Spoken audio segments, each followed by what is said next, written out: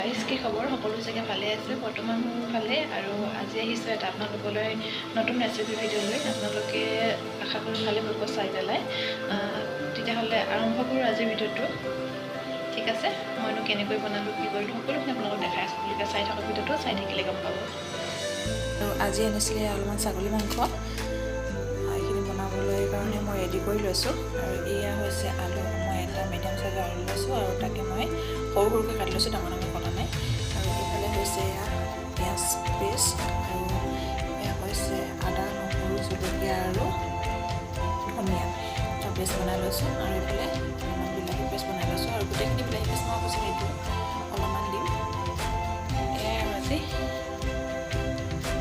সকলোখিনি ৰেডি কৰি ল'লোঁ মই আপোনালোকে চাই থাকক মইনো কেনেকৈ বনাওঁ অৱশ্যে আগতে এটা ভিডিঅ' দিছিলোঁ তথাপিতো আজি অলপমান বেলেগকৈ বনাম সেইকাৰণে আকৌ দিছোঁ আপোনালোকে এনেকৈ বনাই খায় নে নাখায় কমেণ্ট কৰি জনাবচোন আপোনালোকে ইচ্ছা কৰিলে মাংসখিনি আগতীয়াকৈ মেৰিনেট কৰি ৰাখিব পাৰে কিন্তু মই কৰি নাই লোৱা আপোনালোকৰ ইচ্ছাৰ ওপৰত কথা যদি মেৰিনেট কৰি খাই ভাল পায় তেনেকৈ কৰি ল'ব মোৰ দৰে যে একে বনাব লাগিব বুলি কোনো কথা নাই আৰু যদি আপোনালোকে মোৰ ভিডিঅ'টো চাই ভাল পায় please like share and subscribe কৰিব লগতে বেল আইকনটো অল কৰি দিব আৰু এইফালে মোৰ কেৰাহী গৰম হৈ গ'ল আৰু ইয়াতে মই মিঠাতেল লৈছোঁ অলপ সৰহকৈ লৈছোঁ কাৰণ মাংসখিনি মই পিঁয়াজ নিদিয়াকৈ বনাম প্ৰথমতে একেবাৰে ফ্ৰাই কৰি ল'ম আৰু এনেকৈ দিলে মাংসটো অলপমান তেল খায় তেতিয়া খাবলৈ ভালো লাগে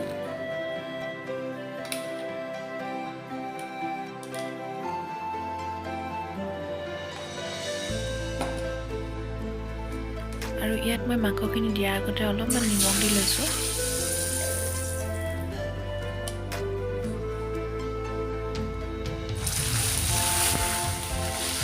যিহেতু মই তেলত অকল নিমখে দিছিলোঁ বেলেগ একো দিয়া নাই মাংসখিনি দিয়াৰ লগে লগে ফুটি উঠাত মই অলপমান আঁতৰি গৈছোঁ গাত চিটিকি পৰিব বুলি তেল আৰু মোৰ প্ৰায় হয় মাছ মাংস ভাজিলে মানে তেল নপৰাকৈ নাথাকে সেইকাৰণে অলপমান ভয়ো লাগে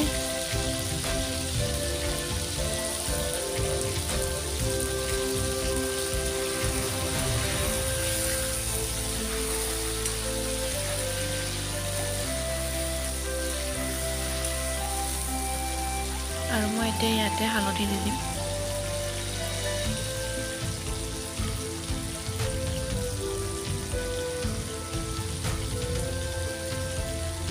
আৰু লগতে নিমখো দিম আৰু নিমখ যিহেতু মই তেলখিনিতে অলপমান দি লৈছিলোঁ সেইকাৰণে বৰ বেছি দিয়া নাই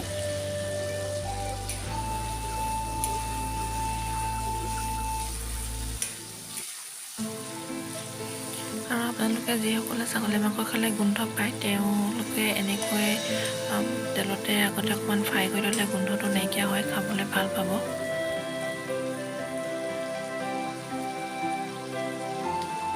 আৰু এতিয়া মই ঢাকোন লগাই অলপ সময় এনেকৈ সিজিবলৈ দিম গেছৰ ফ্লেমটো মই অলপ ল' কৰি দিছোঁ হাই কৰি দিয়া নাই ল' কৰি থৈ ধুনীয়াকৈ ভাজিম অলপ সময় প্ৰায় 10 মিনিটমান সময় হৈ গ'ল এতিয়া মই ইয়াতে যিখিনি মাংসত দিবলৈ মছলা তৈয়াৰ কৰি লৈছিলোঁ সেইখিনি ইয়াতে মই এতিয়া দি দিম আৰু আজি এই বনাই থকা ৰেচিপিটো হৈছে মোৰ শহুৰ দেউতাৰ ৰেচিপি তেখেতে মোক বনাবলৈ শিকাইছিলে এনেকৈ বিয়াৰ আগতে কিন্তু মই মাংস খোৱা নাছিলোঁ ছাগলী মাংস খোৱা নাই মানে মই চোৱাও নাছিলোঁ আনিলে মই নবনাওঁ বিয়া সোমোৱাৰ পাছতহে মই বনাবলৈ শিকিছোঁ শিকাইছিলে দেউতাই আৰু তেতিয়া মই খুব বেছি বেমাৰত পৰিছিলোঁ আৰু মানুহজনী একেবাৰে দুৰ্বল হৈ পৰিছিলোঁ তেতিয়া দেউতাই মোক এনেকৈ মাংস আনি বিশেষকৈ ছাগলী মাংস আনি খুৱাইছিলে আৰু তেতিয়া মোক এনেকৈ বনাবলৈ শিকাইছিলে এনেকৈ বনালে গোন্ধটো নোলায় ছাগলীৰ মাংসৰ যিটো গোন্ধ সেইটো মই ভাল নাপাইছিলোঁ আৰু তেখেতে এনেকৈ বনাবলৈ শিকাইছিলে মোক আৰু আপোনালোকৰ মাজলৈ আজি মই মোৰ শহুৰ দেউতাৰ যিটো ৰেচিপি তাকে শ্বেয়াৰ কৰিলোঁ আৰু এতিয়া মই ঘৰতে খুন্দি লোৱা যিখিনি মছলা আছিলে এয়া দি দিছোঁ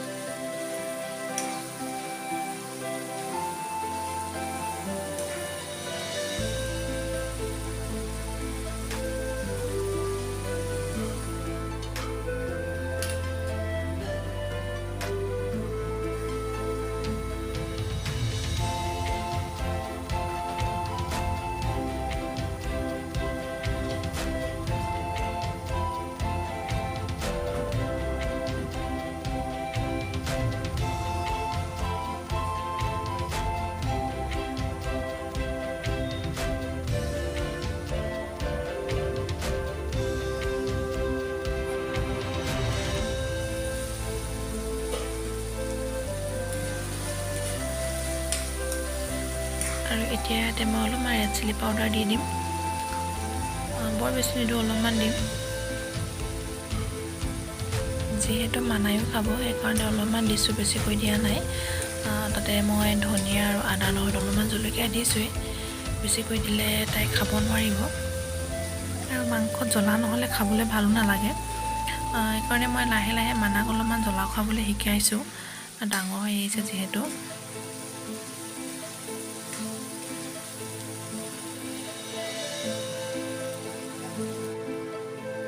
আৰু মই এতিয়া ইয়াতে আদা নহৰু ধনিয়া আৰু জলকীয়া যিটো পেষ্ট বনাই ৰাখিছিলোঁ সেইটো ইয়াতে দি দিছোঁ।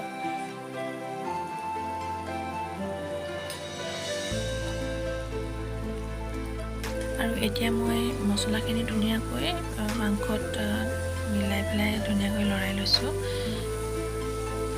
ইয়াতে মই গেছটো মিডিয়াম কৰি ৰাখিছোঁ। বেছি হাই কৰি থ'লে মছলাখিনি জ্বলি যাব, তেতিয়া খাবলৈ টেষ্টটো নাইকিয়া হৈ যাব।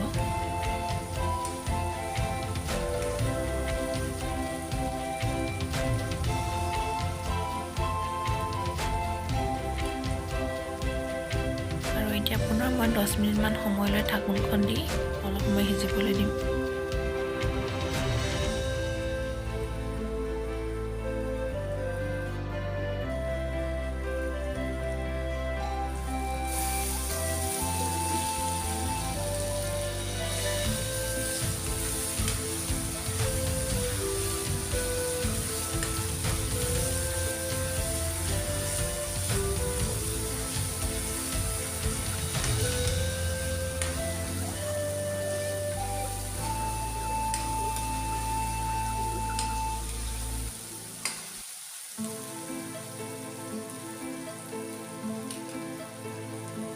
আৰু ইয়াতে মই যিখিনি বিলাহী পেষ্ট বনাই ৰাখিছিলোঁ সেইখিনি ইয়াতে দি দিছোঁ। মই ডাঙৰ চামুচেৰে 2 চামুচ লৈছোঁ, 2 চামুচকৈ অলপমান বেছি দিছোঁ। পুনৰ এতিয়া ভালকৈ লৰাই ল'ম।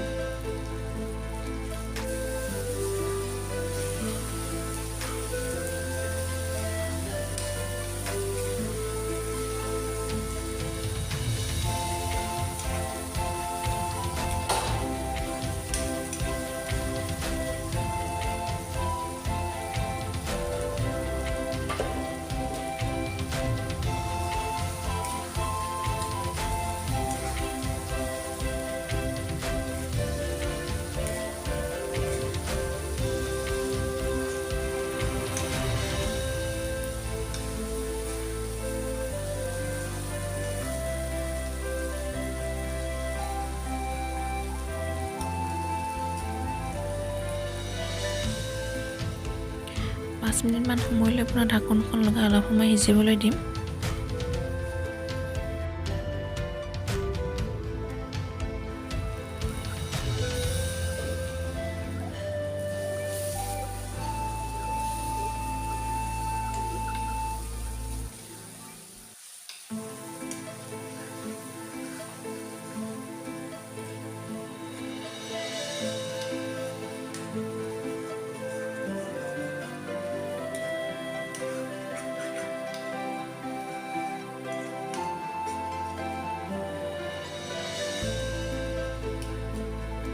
বিলাহীখিনি ভালকৈ গলি তেল এৰি যোৱাৰ পাছত এতিয়া মই ইয়াতে যিখিনি কাটি থোৱা আলু আছিলে সেইখিনি দি দিছোঁ।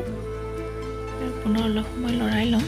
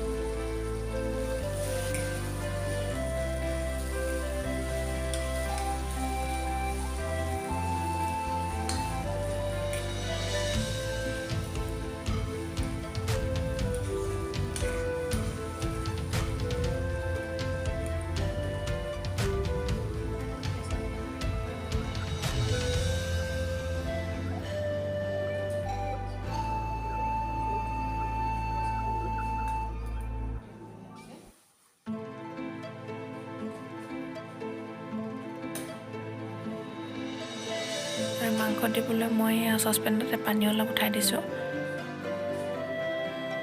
আলুখিনি ধুনীয়াকৈ সিজি যোৱাৰ পাছত এতিয়া মই ইয়াতে যিখিনি গৰম পানী কৰি লৈছিলোঁ সেইখিনি মই ইয়াতে দি দিছোঁ। বৰ বেছি নিদিওঁ, মই অলপমান দিম, গ্ৰেভি কৰি ৰাখিম। আৰু লগতে মই ভাতকেইটা বহাই দিছোঁ।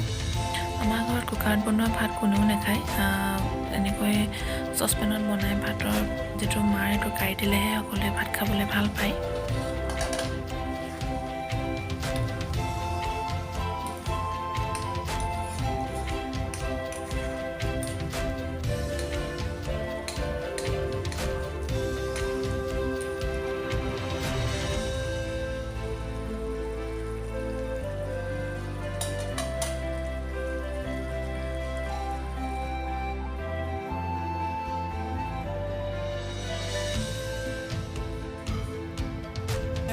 ধুনীয়া গধূলি আছে।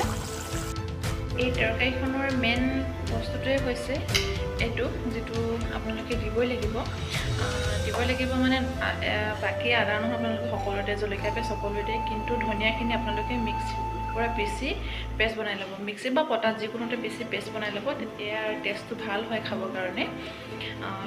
কিবাকৈ কাটি দিলে নহ'ব, আপোনালোকে পেষ্ট বনাই দিব। তেনেকৈ বনাই খাই চাব আপোনালোকে। আৰু কোনে কোনে এনেকৈ বনাই খোৱা নাই প্লিজ কমেণ্ট কৰি জনাব। আৰু যিসকলে বনাই খাইছে তেওঁলোকেতো নিশ্চয় টেষ্ট গম পাইছেই। ঠিক আছে, তেতিয়াহ'লে ভিডিঅ'টো চাই থাকক আপোনালোকে। আৰু মই ভাত বনাই থকা সময়তে তাই বিচনাত বহি লৈ এয়া মোৰ যিটো বেণ্ডেজ আছিলে, বেণ্ডেজটোৱে তাই ধুনীয়াকৈ নেইল বনাইছে। কিছু চিন্তা ভাৱনা কৰি থাকে নহয় এনে থকা সময়টোত। আৰু মই ভইচ অভাৰ এইকাৰণে কৰিবলগীয়া হ'ল, কাৰণ দেউতাকে ওচৰতে টিভি চাই আছিলে আৰু টিভিৰ সম্পূৰ্ণ গানৰ মাতটো আহি আছিলে। সেইকাৰণে কপিৰাইট লাগি যাব পাৰে, সেইবাবে মই ভইচ অভাৰ দিবলগীয়া হ'ল। আৰু মানাই এনেকুৱা কৰি মানে তাই কেনেকৈ ষ্টাইল কৰি তাকেই দেখাই আছে নখবোৰ।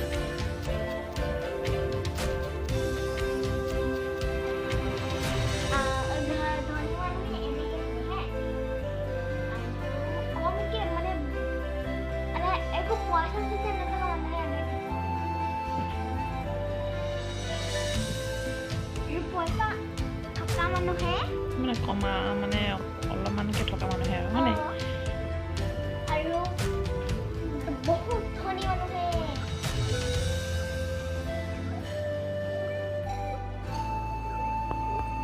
পইচা কমকৈ থকা ধনী দুখীয়া এইবোৰ যে তাই কৈছা, তুমি যে কৈ আছা, তোমাক কোনে শিকালে, নে কোনোবাই কৈছিলে নে তুমি নিজে কি যে অদ্ভুত মানসিকতা, কি যে অদ্ভুত ধৰণৰ চিন্তাধাৰা। আৰু এটা কথা, মই এখন হাততো ল'ব লাগিছিলে, সেইখন হাতত নালাগে, নজৰ নালাগে। ঠিক আছে, তেতিয়াহ'লে ভিডিঅ'টো মই বেছি দিবলৈ নকৰোঁ। আৰু ভিডিঅ'টো ইমান ডাঙৰ কথা কৰোঁ, আপোনালোকে ভিডিঅ'টো চাই কেনেকুৱা পালে কমেণ্ট কৰি জনাব। ঠিক আছে, বদমাচি কৰা। ঠিক আছে, তেতিয়াহ'লে আজিলৈ আহিছোঁ। Bye bye.